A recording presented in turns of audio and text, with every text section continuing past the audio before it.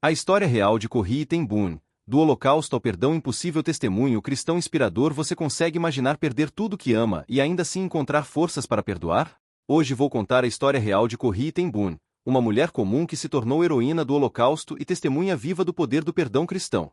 Se essa história tocar seu coração, deixe seu like agora. Isso me motiva a trazer mais histórias inspiradoras para você.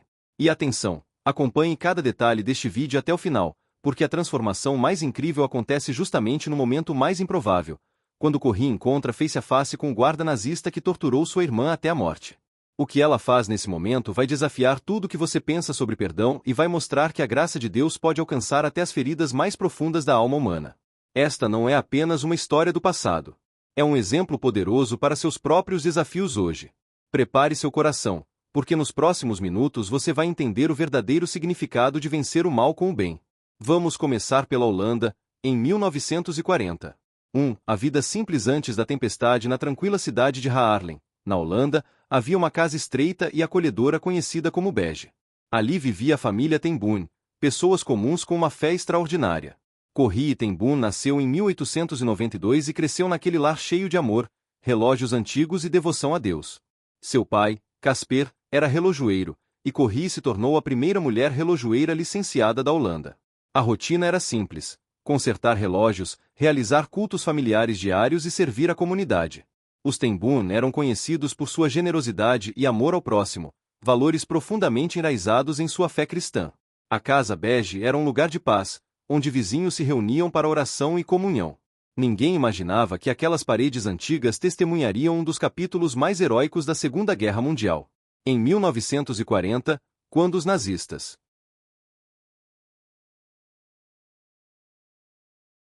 invadiram a Holanda, tudo mudou.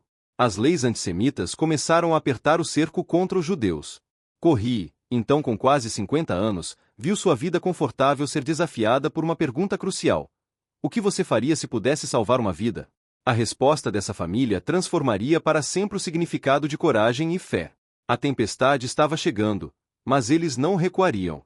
2. O esconderijo secreto e a missão perigosa. Quando o primeiro judeu desesperado bateu à porta da casa Bege pedindo ajuda, os ten Boom não hesitaram. Casper, o patriarca, disse palavras que ecoariam pela eternidade: nesta casa, a porta de Deus está sempre aberta. Assim começou uma operação clandestina que salvaria cerca de 800 vidas judaicas. Corrie liderou a construção de um esconderijo secreto no seu próprio quarto, um espaço minúsculo de apenas 76 centímetros de largura, escondido atrás de uma estante falsa. Ali cabiam até 6 pessoas em pé, em silêncio absoluto, respirando pelo pouco ar que entrava. A família organizou uma rede clandestina, conseguindo cartões de racionamento falsificados e documentos de identidade. Realizavam simulações de invasão, treinando os refugiados a correrem para o esconderijo em menos de um minuto quando o alarme soasse. Viviam no fio da navalha. Cada batida na porta poderia ser a Gestapo. Corrie deixou de ser apenas uma relojoeira. Tornou-se líder da resistência local, coordenando rotas de fuga e abrigos seguros. Durante 2 anos, a Casa Bege foi um farol de esperança em meio às trevas do Holocausto. Mas o perigo era real e constante. Vizinhos colaboracionistas observavam, soldados patrulhavam, e a tensão era sufocante.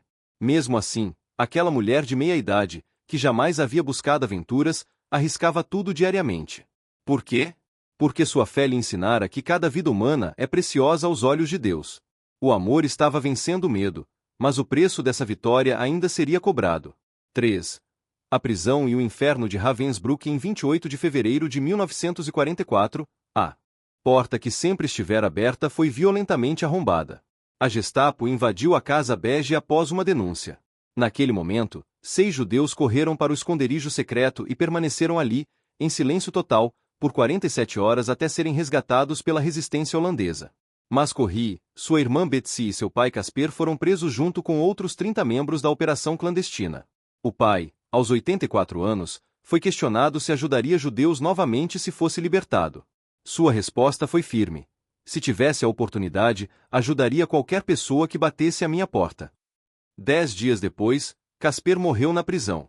Corrie e Betsy foram transferidas para campos de concentração, primeiro Scheveningen, depois Vught, e finalmente o infame Ravensbrück na Alemanha. Ali, o inferno se tornou real. Fome constante, trabalho escravo, espancamentos brutais, doenças e morte por todos os lados. As irmãs dormiam em beliches infestadas de pulgas, amontoadas com centenas de outras prisioneiras.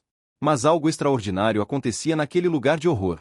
Corrie e Betsy realizavam cultos secretos, lendo uma Bíblia contrabandeada e compartilhando esperança com as desesperadas. As pulgas, que tanto atormentavam, tornaram-se uma bênção. Os guardas evitavam aquela sessão, permitindo que as mulheres orassem livremente. Betsy, mesmo definhando, mantinha uma visão. Após a guerra, elas criariam um lugar de cura para vítimas dos campos. Sua fé inabalável iluminava até as trevas de Ravensbrück. 4.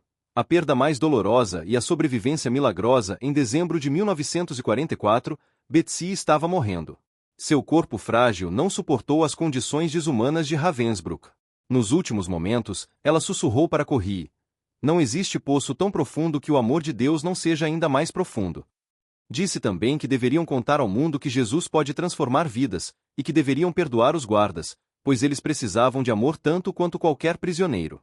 Então Betsy partiu, deixando Corrie devastada e sozinha no campo de concentração. A dor era insuportável. Sua parceira de vida, sua irmã amada, havia sido levada por aquela máquina de morte nazista. Corrie questionou Deus, lutou com amargura, sentiu o peso esmagador da solidão. Mas algo milagroso estava prestes a acontecer. Uma semana após a morte de Betsy, em 28 de dezembro de 1944, Corrie foi inexplicavelmente libertada devido a um erro clerical. Só mais tarde ela descobriria que todas as mulheres da sua idade foram executadas uma semana depois de sua libertação.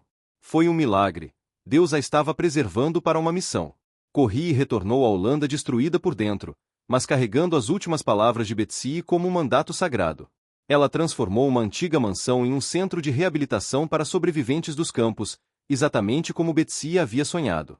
Ali, vítimas do horror nazista encontravam cura, amor e uma nova chance de viver. Mas o maior desafio de Corrie ainda estava por vir, um teste que provaria se o perdão cristão era apenas teoria ou poder transformador real. 5. O encontro impossível. Face a face com o torturador era 1947, e Corrie estava em Munique, na Alemanha, pregando sobre o perdão de Deus. Quando terminou sua palestra em uma igreja lotada, as pessoas formaram fila para cumprimentá-la. De repente, ela ouviu. Seu sangue gelou. Ali, caminhando em sua direção com a mão estendida, estavam dos guardas mais cruéis de Ravensbrück. O homem que havia escarnecido das prisioneiras nuas nas duchas, que havia estado presente nos últimos dias de sofrimento de Betsy. Ele não a reconheceu, mas Corrie jamais poderia esquecer aquele rosto. O ex-guarda disse alegremente que se tornará cristão e sabia que Deus o havia perdoado, mas queria ouvir dela: "Você me perdoa?" O tempo pareceu parar. Corrie ficou paralisada. Ela que havia acabado de pregar sobre perdão, que viajava o mundo compartilhando o amor de Cristo, agora enfrentava o teste mais difícil de sua vida. Zuamente. Gritava lembrando Betsy defendendo, as humil hacos, a dor. Não conseguia levantar o braço para apertar aquela mão. Mas então lembrou-se das palavras de Betsy: "Devemos perdoar." Em uma oração desesperada, Corrie pediu: "Jesus, não consigo perdoá-lo. Dá-me o teu perdão." Mecanicamente, forçou sua mão a se mover. E no momento em que suas mãos se tocaram, algo sobrenatural aconteceu. Um calor curador desceu de seu ombro pelo braço, e ela sentiu um amor inexplicável por aquele homem. Lágrimas correram enquanto ela dizia sinceramente: "Eu te perdoo, irmão, com todo o meu coração." Naquele momento, Corrie aprendeu a maior lição de sua vida. O perdão não é um sentimento, é uma decisão. E quando escolhemos obedecer, Deus fornece o poder. 6. Sua história de perdão pode começar hoje. Aceite o desafio. Corrie ten Boom viveu até os 91 anos, viajando por 64 países compartilhando sua mensagem de perdão e amor. Escreveu o livro O Refúgio Secreto, que se tornou best-seller mundial e foi transformado em filme. Milhões de vidas foram tocadas por aquela mulher que escolheu perdoar o imperdoável. Ela dizia: "Quando você não consegue perdoar alguém, é você quem fica preso." Sua história prova que o perdão liberta não apenas quem é perdoado, mas principalmente quem perdoa. Agora eu pergunto a você: quem você precisa perdoar hoje? Que mágoa está aprisionando seu coração e roubando sua paz? Talvez seja uma traição, uma injustiça, palavras cruéis ou uma perda irreparável. Você pode estar pensando: "Mas você não sabe o que fizeram comigo." Corrie também poderia ter dito isso. A diferença entre viver preso ao passado ou livre para o futuro está em uma decisão. escolher perdoar mesmo quando não sentimos vontade.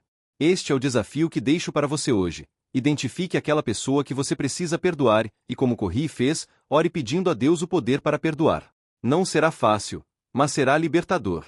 Se esta história impactou você, deixe seu like, compartilhe este vídeo com alguém que precisa ouvir sobre perdão, e se inscreva no canal Mensagem de Vida para mais histórias transformadoras. E nos comentários, sem mencionar nomes, conte: você está pronto para dar o primeiro passo rumo ao perdão? Que Deus abençoe sua jornada. O perdão é possível, e sua história de liberdade começa agora.